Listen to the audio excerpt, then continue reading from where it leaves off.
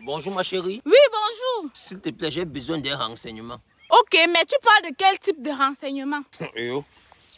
Renseignement, non? Il y a deux.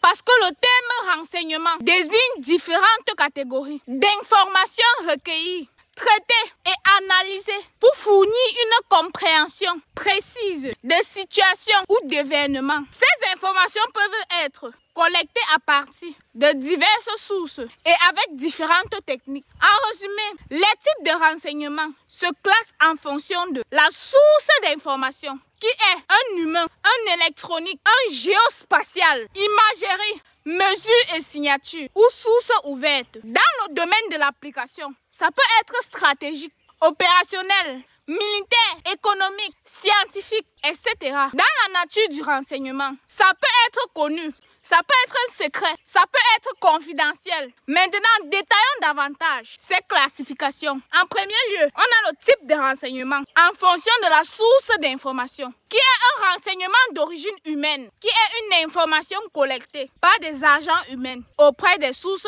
humaines. Il y a le renseignement d'origine électromagnétique, qui est une interception de signaux électromagnétiques, comme des communications radio. Nous avons également des renseignements géospatials, qui sont des imageries et données géospatiales produites par l'intégration d'images satellites et d'autres sources.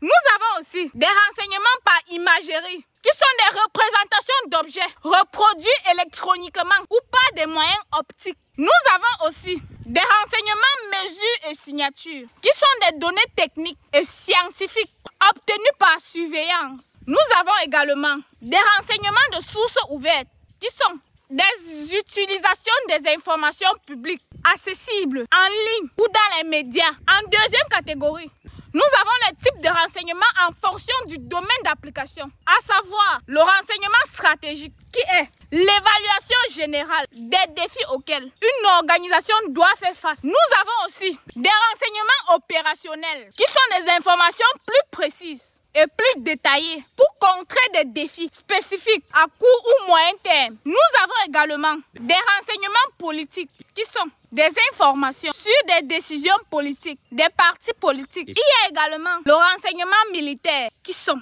des informations sur des forces militaires, des opérations militaires. Nous avons aussi le renseignement économique, qui sont des informations sur l'activité économique des entreprises, des marchés, etc.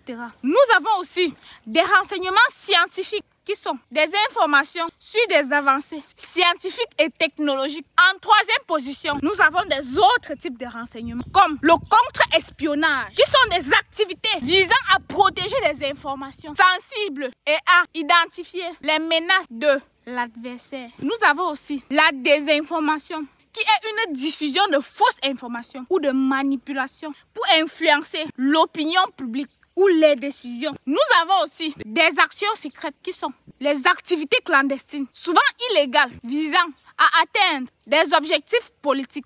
Nous avons aussi des renseignements criminels, qui sont des informations sur des activités criminelles, les réseaux criminels, etc. Nous avons aussi des renseignements de sécurité, qui sont des activités visant à assurer la sécurité d'un État ou d'une organisation. En conclusion, le thème de renseignement est assez large et englobe différentes catégories d'informations, chacune avec ses propres sources de collecte et d'objectifs. Ok, la mère, j'ai compris. Maintenant, je peux me renseigner. Oui, mais dites-moi, c'est quel type de renseignement? Laisse-moi.